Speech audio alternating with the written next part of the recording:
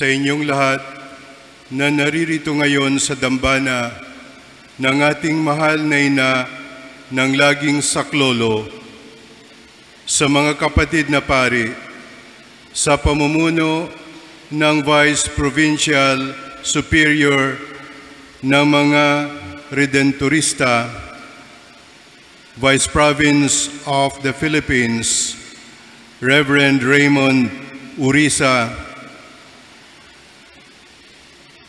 ng ating Rektor at Parish Priest, Father Rico John Bilangel, sa mga diakono, mga reliyoso at reliyosa, sa lahat ng kasama natin online, at sa milyon-milyong deboto ng Mother Perpetual Help, isang maligaya at mabiyayang kapistahan ng ating mahal na Birheng Maria, ina ng laging saklolo. Happy Fiesta po sa inyong lahat.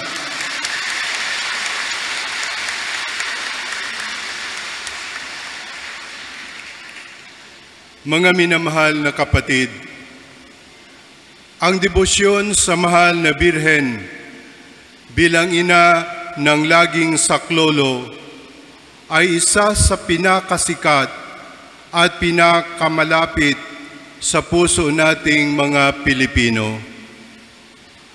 Marami sa atin ang nagnonobena tuwing Miyerkules sa Our Lady of Perpetual Help. Libo-libo ang dumadagsa dito sa Baclaran Church kapag araw ng Miyerkules upang magpakita ng kanilang debosyon sa ating mahal na ina. Si Maria ay laging sumasaklolo dahil siya ay isang ina. Sinasabi natin sa panalangin, buhat sa krus, ibinigay ka sa amin, Jesus, upang maging ina namin. Ikaw ang pinakamabait, pinakamasintahin sa lahat ng mga ina. Hindi ba ang mga ina laging handang sumaklolo sa kanilang mga anak? Kapag may pangangailangan ang anak, nandyan at handang tumugon ang mga ina. Kapag may sakit ang anak, hindi mapakali ang ina sa pag-aalaga sa anak. Kapag may mabigat na pinagdaraanan ng anak, doble ang sakit na nararamdaman ng ina. Dahil siya ay isang ina, kaya si Maria ay laging handang sumaklolo. Naalala ba ninyo yung nangyari sa kasalan sa Kana? Naubos ang alak sa handaan. Isa itong malaking kahihiyan sa mga ikinasal. At nang malaman ito ni Maria, agad siyang sumaklolo. Agad siyang tumulong. Dinala ni Maria ang problema kay Jesus. At si Jesus, bagamat hindi pa oras, ay gumawa ng himala. Ang tubig ay naging alak.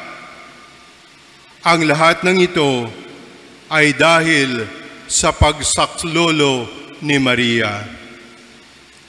Mga minamahal na kapatid, huwag tayong mag-aatubili na lumapit kay Maria dahil siya ay ating ina.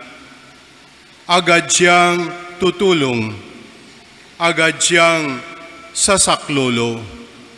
Agad niya tayong ilalapit kay Jesus na siyang pinagmumulan ng biyaya at kaligtasan natin. Si Maria ang ating ina ng laging saklolo. Dahil siya ay isang ina, isang nanay, na hindi matitiis ang kanyang mga anak sa kanilang pangangailangan. Sana tayo na nagdedebosyon kay Maria bilang ina ng laging saklolo ay matulad sa Kanya. Sabi nga natin sa ating panalangin sa nobena, pinakamamahal na ina, habang kami ay nababahala sa sarili naming mga suliranin, huwag sana naming malimutan ang mga pangangailangan ng iba. Mahal na mahal mo sila. Tulungan mo namin mong maging ganito rin ang aming pagmamahal sa kanila. Samantalang idinadalangin namin ang aming mga hadikain at ang mga adhikain ng lahat ng narito ngayon. Mataimtim sa loob na hiniling namin sa iyo aming ina. Tulungan mo kaming makapagdulot ng aliw at ginhawa sa mga may sakit at sa mga malapit ng sumakabilang buhay.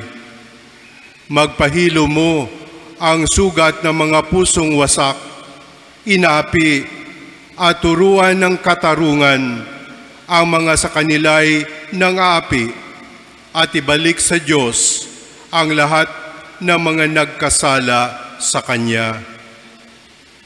Mga kapatid, matuto dinawa tayong sumaklolo, tumulong at agad tumugon sa pangangailangan ng ating kapwa. Baka naman, nagdidebosyon tayo sa ina ng laging saklolo, pero manhid tayo sa ating kapwa. Nakikita na natin na kailangan ng ating kapwa ang ating tulong, pero hindi tayo tumutugon para tayong walang nakikita o umiiwas tayo na tumulong. Ang tunay na nagdidebosyon sa ina ng laging saklolo, hindi lamang nagdarasal ng nobena o dumadayo dito sa Baclaran Church. Ang tunay na deboto ng ina ng laging saklolo ay laging handang sumaklolo, sensitibo sa pangangailangan ng iba, hindi iiwas sa responsibilidad, gagawa ng paraan para tumulong at dumamay, nagmamalasakit at nagmamahal. Ito nawa ang maging bunga ng ating debosyon. Hindi lamang tayo deboto ng ina ng laging saklolo. Tayo ay nagiging mga Kristiyanong laging handang sumaklolo. Pero sa palagay ko, may isa pang mas malalim na kahulugan ang tawag natin kay Maria bilang ina ng laging saklolo. Oo, si Maria ay laging sumasaklolo at tumutulong sa ating pangangailangan. Dahil ang buhay ni Maria ay laging nakaturo at laging nakatuon kay Jesus. Ituturo sa atin ng ating masintahing ina, ng ating laging saklolo ay si Jesus. Si Maria ay ina ng laging saklolo dahil siya ay ina ni Jesus na laging sumasaklolo sa atin. Mary is our Mother Perpetual Help because the perpetual help is Jesus. Kaya naman, ang mga pagbasa natin ngayon ay nagpapakita ng malalim na ugnayan ni Jesus at ni Maria. Sa unang pagbasa, narinig natin ang tanda na ibinigay ng Panginoon sa kay Haring Akas. Isang dalaga ang magsisilang ng sanggol na tatawaging Emmanuel. Ibig sabihin, sumasa atin ang Diyos. Sa ikalawang pagbasa, narinig naman natin ang pangitain ni Juan. Isang babae ang magsisilang ng sanggol na lalaki na siyang mamumuno at maghahari sa sanlibutan. Ang tanda at ang pangitaang ito ay nagkaroon ng katuparan kay Jesus na isinilang ni Maria. Sa ating ebanghelyo, dinadala tayo sa Kalbaryo kung saan nakabayubay si Jesus sa krus. At sa paanan ng krus, naroroon si Maria at ang minamahal na alagad ni Jesus. Naroroon si Maria upang sumaklolo sa kanyang naghihirap na anak. Ngunit si Jesus, sa kanyang pag-aalay ng kanyang buhay sa krus, ay sumaklolo sa atin. Hinango tayo sa kasalanan at nagkaloob sa atin ng kaligtasan. Nawa ang debosyon natin sa ina ng laging saklolo ay maglapit sa atin kay Jesus na pinagmumulan ng lahat ng biyaya, kagalingan, buhay at kaligtasan. Si Maria ay daluyan lamang. Ang lahat ng tulong at saklolo ay nagmumula sa kanyang anak na si Jesus. Kung wala si Jesus, wala ding saklolo na ibibigay si Maria. Mabisa ang saklolo ni Maria dahil sa kanyang malalim na ugnayan kay Jesus. Ganon din sa atin.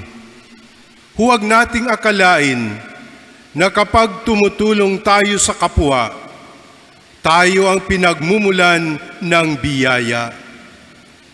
Tandaan natin na ang nakatulad ni Maria, daluyan lamang tayo.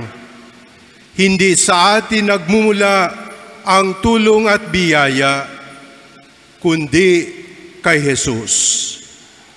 Ang taong malayo sa puso kay Jesus, mukha lang na tumutulong at sumasaklolo.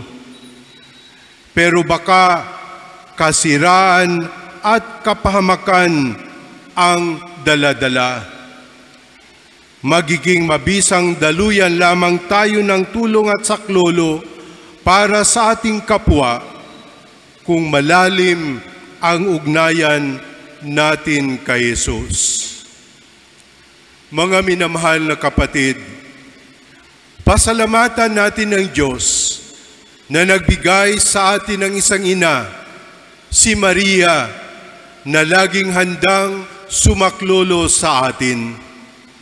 At kapag kasama natin ang mahal na Birheng Maria, tiyak na hindi nalalayo sa atin si Jesus, na laging tumutulong, laging sumasaklolo, laging nagmamahal, at laging nagliligtas sa atin. Masintahing Birhen, aming ina ng laging saklolo, tulungan mo kami at ilapit mo kami sa iyong anak na si Jesus. Amen.